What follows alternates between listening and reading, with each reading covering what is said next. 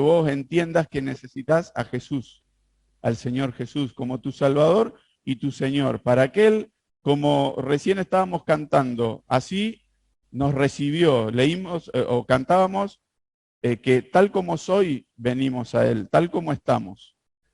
Tal y como somos, nos amó, también cantamos, así como estábamos, nos amó. Pero para no seguir así, tal como estamos, para cambiarnos. También escuchábamos, fue tu gracia la que me renovó. Estábamos perdidos, estamos en pecado, nos recibe así como estamos, pero para cambiarnos el Señor. No para seguir en la misma mugre, si me aceptan la expresión, sino para cambiarnos. Y ahora, vivir para tu gloria, también lo escuchábamos en la canción.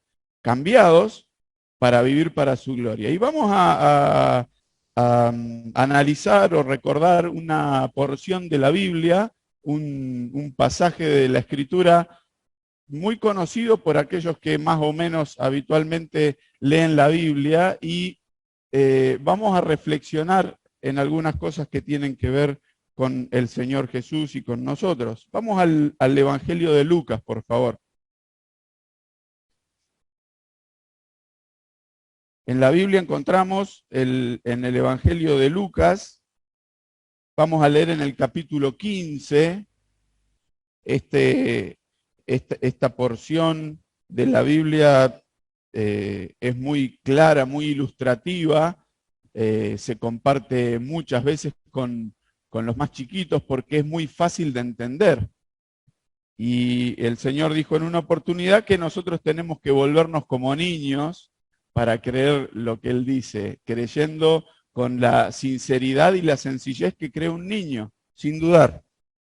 Y el Señor contó estas historias y vamos a tomar una partecita de una de ellas para reflexionar en la noche de hoy.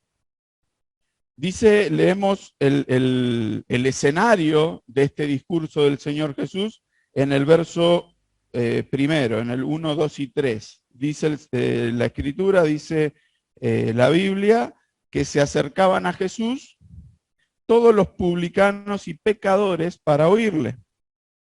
Y los fariseos y los escribas murmuraban diciendo, este a los pecadores recibe y con ellos come. Entonces él les refirió esta parábola diciendo, tenemos el escenario, el Señor Jesús convoca, era convocante, aunque no hacía publicidad, se le acercaba a la gente porque necesitaba escuchar, porque quería escuchar la palabra de Dios. El tema es que se acercaba un montón de gente mal vista por la sociedad. No los quería nadie. Cuando se refiere a publicanos, son gente que eran tenidos por traidores a la patria, porque le hacían el favor al imperio romano. Entonces, traidores a la patria, traidores a nuestra ciudadanía. Y los pecadores se está refiriendo a toda la gente que era mal vista por su vida. Y acá prostitutas, ladrones, gente de la más baja calaña, diríamos nosotros, despreciables, así los tenían, pecadores, se acercaban interesados por escuchar. Había un Señor Jesús que estaba hablando de un Dios que recibía, que perdonaba. Entonces hay otro tipo de gente, los nombra acá, dice que los fariseos y los escribas, gente muy instruida, gente de muy buena consideración social, los miraba de costado. Mirá con quién se junta Jesús. Mirá a quién les presta atención, a este tipo de gente. Entonces el Señor Jesús les habla a todos, a los pecadores y a los que se creían muy buenos también. Y les cuenta 3 historias. Si le interesa después, léalo en casa, Lucas capítulo 15 completo, y si no entiende algo, le pide ayuda a algún hermano de la iglesia que le explique. Estoy seguro que alguien va a estar dispuesto a explicarle un poquito más de todo esto. Vamos al verso 11, donde el Señor Jesús en la tercera parte se refiere y cuenta la misma idea con esta ilustración. Dice el verso 11, el Señor Jesús también dijo, un hombre tenía 2 hijos. El menor de ellos dijo a su padre, padre, dame la parte de los bienes que me corresponde, les repartió los bienes. No muchos días después, juntándolo todo, el hijo menor se fue lejos a una provincia apartada y allí desperdició sus bienes viviendo perdidamente. Y cuando todo lo hubo malgastado, vino una gran hambre en aquella provincia y comenzó a faltarle. Y fue y se arrimó a uno de los ciudadanos de aquella tierra, el cual le envió a su hacienda para que apacentase cerdo. Y deseaba llenar su vientre de las algarrobas que comían los cerdos, pero nadie le daba. Y volviendo en sí dijo, ¿cuántos jornaleros en la casa de mi padre tienen abundancia de pan? Y yo aquí perezco de hambre. Me levantaré e iré a mi padre y le diré, Padre, he pecado contra el cielo y contra ti. Ya no soy digno de ser llamado tu hijo. Hazme como a uno de tus jornaleros. Y levantándose vino a su padre, y cuando aún estaba lejos, lo vio su padre y fue movido a misericordia, y corrió y se echó sobre su cuello y le besó. Y el hijo le dijo, Padre, he pecado contra el cielo y contra ti, y ya no soy digno de ser llamado tu hijo. Pero el padre dijo a sus siervos, sacad el mejor vestido y vestidle, y poned un anillo en su mano y calzado en sus pies, y traed el becerro gordo y matadlo y comamos y hagamos fiesta, porque este mi hijo muerto era y ha revivido, se había perdido y es hallado, y comenzaron a regocijarse. Sigue la historia donde el Señor les habla a todos los que se creían buenos, y les habla de un hermano mayor que estaba enojado porque el padre había perdonado al hermano menor. Y el Señor se los dice a los fariseos y a los escribas. Viene el Señor a perdonar a los pecadores y ustedes en lugar de alegrarse se enojan. En lugar de recibirlos, los rechazan. Hay un padre que abre sus brazos, recibe y ustedes egoístas creen que son tan buenos, creen que son mejores cuando todos tienen la misma necesidad. Ahora, yo me quisiera referir en esta tarde y que tomemos para nuestra consideración el verso 22 de esta lectura que hemos tenido. Lo que hace el padre con el hijo que vuelve. Lo leemos de vuelta. Dice que el padre dijo a sus siervos, saquen el mejor vestido y vístanlo y pongan un anillo en su mano y calzado en sus pies. Nos imaginamos la escena por un momento. Este muchacho se había ido muy agrandado, muy soberbio, pensando, me llevo puesto el mundo, tengo plata en el bolsillo, a mí nadie me manda, hago lo que yo quiero. Y cuando desperdicia su vida y cuando se queda sin nada, se da cuenta que está con hambre, con las manos vacías, sin saber qué hacer. Recién cantábamos, ¿sabes dónde hay una fuente? Quizá es su condición hoy. En estas últimas semanas hemos tenido algunas conversaciones allá en la iglesia en Plotier y me llamó la atención que en 2 oportunidades la expresión fue, me siento en un desierto. Me siento en un desierto que no tengo a dónde ir, no tengo nada, estoy como sin horizonte, estoy seco. Quizás su condición hoy, que quisiera algo pero no tiene nada. Y nosotros queremos presentarle no a la iglesia, sino al Señor Jesús. ¿Sabes dónde hay una fuente? Te contamos dónde la encontramos nosotros, en el Señor Jesús. Y este muchacho se encuentra así, sin nada, haciendo el peor trabajo que se podría imaginar un judío. Para un judío, el cerdo era un animal sucio, un animal inmundo. Al día de hoy, no comen jamón, o en público por lo menos, ¿no? No te comen jamón, porque el cerdo no. El Señor les quiere ilustrar, llegó hasta lo más bajo. Tenía que cuidar cerdos. Y de la mugre esa del chiquero, este muchacho se da cuenta y vuelve. Vuelve arrepentido, vuelve pidiendo perdón, vuelve buscando la gracia de la que cantábamos, de la que escuchábamos recién, la gracia del Padre, que tenga favor conmigo, que quiera devolverme un lugarcito, aunque sea de empleado, no me quiero morir de hambre. y vuelve arrepentido y vuelve pidiendo perdón, y es lo que usted tiene que hacer, lo que cada uno de nosotros tiene que hacer delante de Dios, volver arrepentidos pidiendo perdón, porque los que nos fuimos lejos, los que nos equivocamos somos nosotros.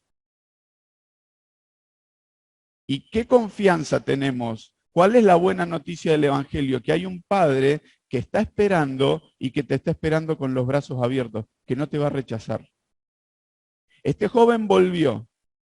Y a las palabras de arrepentimiento y pedido de perdón, el Padre responde con el verso 22. 3 cosas les da. ¿Notamos qué 3 elementos el Padre pone en el Hijo? Primero, vestido. Segundo, un anillo. Tercero, calzado. Y el Señor, más allá de estos elementos que son concretos, que son palpables, lo necesitaba este joven porque venía sin nada, nos quiere transmitir algo más a nivel de concepto. ¿Qué es lo que Dios nos quiere dar cuando volvemos y arrepentidos le pedimos perdón? Porque Él nos recibe, insisto, tal como somos, pero no para que sigamos así como vinimos, para cambiarnos, para darnos una nueva vida, para cambiar nuestra forma en que estamos transitando este mundo y tener otro tipo de experiencia al lado de Dios. No tiene sentido pedirle perdón a Dios por mi pecado y seguir en mi pecado. Dios nos quiere cambiar. Y lo primero que este Padre bueno, generoso, amoroso, que perdona, dice, saquen el mejor vestido y vístanlo. ¿Por qué? Imaginemos la ropa que traía. Había estado en el chiquero. Esa ropa, esos harapos, daban asco. No estaba en condiciones de entrar a la casa, de sentarse a la mesa. Había que cambiar eso. Entonces lo viejo se va y hay una nueva vestimenta. Le pone un vestido el que correspondía al lugar que iba a ocupar ahora. Vístanlo. Dice, hay un texto que leemos en el libro de Isaías, Isaías capítulo 61, si podemos buscarlo, Isaías 61, que nos habla de un tipo de vestimenta. Y a este joven, a esta persona que viene sin nada en sus manos, porque venía sin nada, este padre le da la provisión que él necesita, le da, suple su necesidad. Dice el verso 10, Isaías 61, 10, en gran manera me gozaré en Jehová, mi alma se alegrará en mi Dios, porque me vistió con vestiduras de salvación y me rodeó de manto de justicia, como a novio me atavió y como a novia adornada con sus joyas, me vistió con vestiduras de salvación. ¿Quién necesita salvación? El que está perdido, el que está en condenación, el que se está por ir al infierno, el que está en riesgo de muerte, necesita ser salvado. Y lo primero que Dios da es la provisión, vestirnos de esta manera. Cambia nuestro estado. Y de estar sucios y perdidos en el pecado, Dios cambia nuestra condición. ¿Cómo hace esto Dios en Cristo? Por Cristo. Cristo es el agente que usa Dios para hacer esta transformación. No busquemos en otro lado. Solo el Señor Jesús. Es solo Él el que puede cambiar el estado de una persona de condenación a salvación, a estar salvado, perdonado, limpio. Nos imaginamos el cambio en este joven de la historia de venir caminando con todo el cansancio, la transpiración, el olor del chiquero, los harapos, y se encuentra con que su papá cambia todo eso y ahora está con el mejor vestido de la casa. Y se mira y casi que no lo puede creer. ¿Y qué dice? La verdad, qué bien que elegí, qué buena ropa que elijo yo. Bueno, los esposos casi que esto no lo podemos decir ni loco, ¿no? Porque la señora suele elegir la ropa. Pero este joven se mira y dice, gracias a mi papá. Qué bueno mi papá, tengo ropa nueva. Y cuando nosotros miramos nuestra vida tal como éramos, y aquel que cree en Cristo se ve ahora, en lugar de sucio por el pecado, limpio, en condiciones de estar delante de Dios, decimos, qué bueno es mi Padre. Qué grande que es Dios, que de estar así perdido ahora me salvó, me vistió con nueva vestidura, vestidura de salvación. Ahora esta provisión para la necesidad tiene un paso siguiente. Decía nuestro texto en Lucas que al vestido con que lo vistieron se le suma un anillo. El padre dijo, busquen un anillo y pónganlo en su dedo. El anillo era toda una imagen, todo un símbolo en aquella sociedad. Con ese anillo se sellaban documentos, se firmaban cosas. Era la autoridad familiar depositada en ese hijo. Entonces, a la provisión que el padre le da al hijo, ahora le da una nueva posición. De ser el perdido, el extraviado, el que se había ido, vuelve y ahora está al lado de su papá con un anillo en su dedo que quiere decir, este es mi hijo, y lo que firma él es como si lo firmara yo. Le da un lugar de dignidad, una posición que antes no tenía y que ahora disfruta. Cuando estamos lejos de Dios no tenemos nada que ver con Él. Ahora, en el momento que volvemos, que nos damos cuenta que necesitamos del Señor y volvemos arrepentidos, pedimos perdón, Dios nos salva, nos da la provisión, pero cambia nuestra posición. Ya no somos desconocidos, ahora somos hijos de Dios. Leemos un texto en la carta a los Gálatas, Gálatas capítulo 3.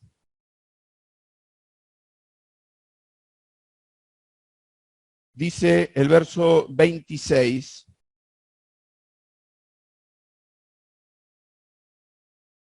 Gálatas 3:26 dice la Biblia, pues todos sois hijos de Dios por la fe en Cristo Jesús.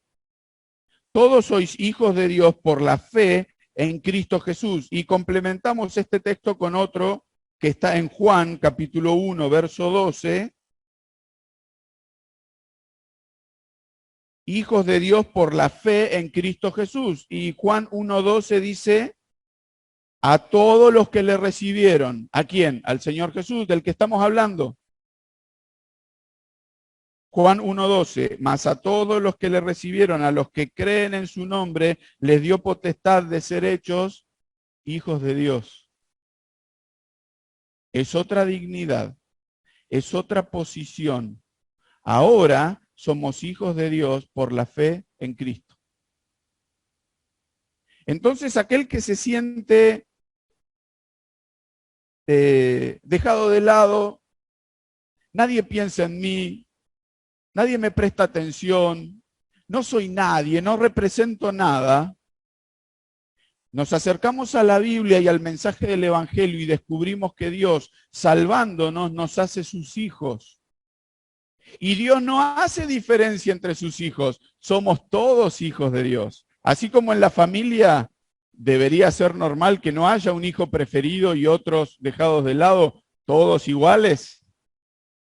Para Dios somos todos aquellos que hemos creído en Cristo, hijos de Dios, con la dignidad del Hijo de Dios, que ahora tenemos que mostrar al mundo. Por eso, tal como soy, vengo a Dios, pero Él cambia mi vida y ahora soy hijo de Dios. No puedo vivir en la porquería del chiquero del mundo, porque ahora soy hijo de Dios. El Evangelio, Cristo en nuestras vidas, dignifica la vida, dignifica la persona. Y Dios le provee trabajo al que necesita y un lugar digno donde estar y una forma honesta para desarrollar su vida y hacer todo lo que corresponde en la vida de acuerdo a la dignidad del Hijo de Dios. Es el anillo puesto en el Hijo que volvió. Querido hermano, cuando tu autoestima se venga media abajo, mira el anillo que Dios puso en tu dedo. Dice, somos hijos de Dios. Y tenemos la confianza para ir como un hijo a su padre, a pedirle, a plantearle nuestras cosas con la confianza de que tenemos un padre que nos escucha, que nos presta atención, porque somos sus hijos, porque Él nos adoptó sus hijos. Por último lugar, decía la historia que este muchacho, este hijo que volvió, recibió el vestido, la provisión, recibió el anillo, la posición y recibió calzado. Recibió calzado. Vendría descalzo, vaya a saber si traía algo en los pies,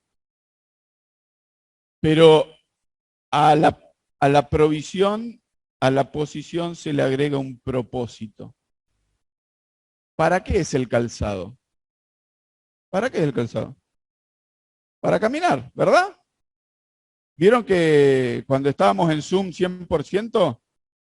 Díganme la verdad si alguno no participó de un Zoom en pantufla. Digan la verdad. Bueno, a los que están en Zoom ni le vamos a preguntar. ¿Por qué? Y porque no había necesidad de ir a ningún lado. Seguía con las crocs, con las ojotas. Total, se veía de la cintura para arriba. Ahora, cuando tengo que hacer un trayecto, me pongo un calzado adecuado. Si tengo que hacer deporte, no voy a ir con ojota. Si tengo que ir a trabajar al campo, no me voy a poner una zapatilla náutica, me voy a poner unas botas o lo que sea. Uso el calzado adecuado para la actividad que tenga que hacer. Se le dice el padre a sus siervos, pónganle calzado, porque va a tener que caminar. Hay tarea que hacer. Volvés a casa, hijo, pero no venía a estar sentadito tirado en el sillón mirando la tele. Va a haber que hacer cosas.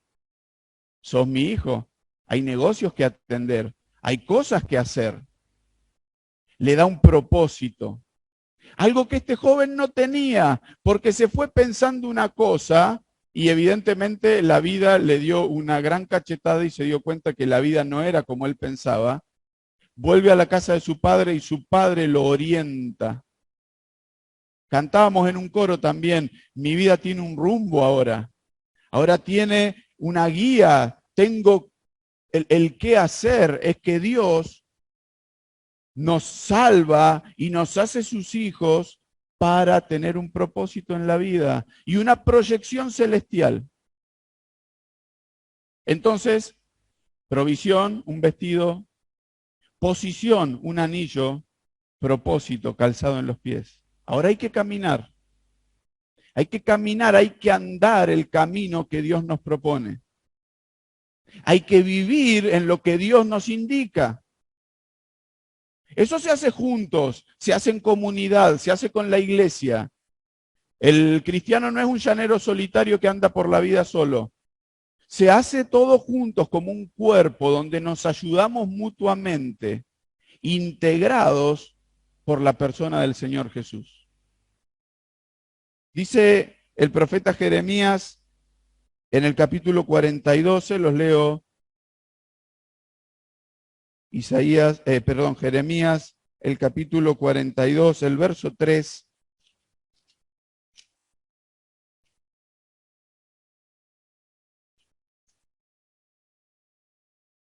Para que Jehová, tu Dios, nos enseñe el camino por donde vayamos y lo que hemos de hacer. Hay una intención que quedó trunca en un sentido, pero esta era la intención, que Dios nos enseñe el camino por donde vayamos y lo que hemos de hacer. Hay un camino que recorrer. La vida del cristiano no es algo estático, que Dios nos pone en una vitrina ahí para exhibirnos como un trofeo. Dios nos salva, Dios nos libera del pecado para estar activos en sus cosas, para caminar. Ahora, quisiera plantearle a cada uno de los que estamos acá en qué instancia estamos de todo esto. ¿Ya fuiste salvado por el Señor Jesús? ¿Ya estás reconciliado con Dios? ¿Volviste al Padre? ¿O todavía estás lejos? Si todavía estás lejos, pensando qué hacer, reflexiona. Dios te está esperando, pero la decisión es tuya. Dios está como este papá en la puerta de la casa mirando, esperando a ver cuándo vuelve mi hijo. La decisión era del muchacho. Dios te está esperando, así tal cual estás. Imaginémonos que el sediento espere a dejar de tener sed para ir a buscar agua. Es una incoherencia. ¿No? Cantábamos, ¿sabes dónde hay una fuente? ¿Estás sediento? ¿Necesitas de Dios? Anda a Dios. ¿Qué esperás? ¿Saciar la sed de algún modo si es solo Dios el que lo puede solucionar a este tema? Entonces, si estás lejos, no esperes más, volvé a Dios. Hay creyentes que se han alejado, que necesitan restaurar la relación con el Padre, volver a la casa. ¿Te sentís así? ¿Estás así? Volvé. Dios te está esperando. Y esta es la confianza que nos inspira la Biblia cuando leemos un Dios de gracia que está esperando al que se fue. Y nosotros dilatamos la decisión, le damos vuelta y Dios contando los minutos, ¿cuándo vuelve mi hijo? Ahora, ya estamos salvos, ya estamos cerca de Dios, nos hacemos cargo del anillo, nos hacemos cargo de la dignidad de los hijos de Dios. ¿Es posible que un hijo de Dios esté contando chistes verdes en el trabajo? Somos hijos de Dios. Que estemos haciendo cosas que sabemos que al Señor no le agradan, pensando cosas que al Señor no le agradan, dilatando decisiones para su servicio que sabemos que las tenemos que tomar y estamos dejándolas pasar. Hagámonos cargo del anillo, de la posición. Somos hijos de Dios, en la dignidad de los hijos de Dios. ¿Estamos caminando el camino que el Señor nos propone?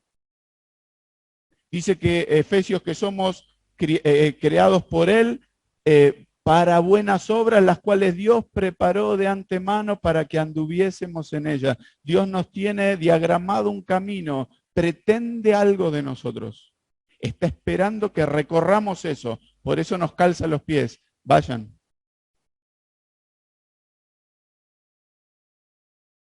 Que estas consideraciones nos hagan pensar. Nos hagan pensar cuántas cosas Dios nos da tan generosamente y lo que depende de mí, que yo esté dispuesto a hacerlo.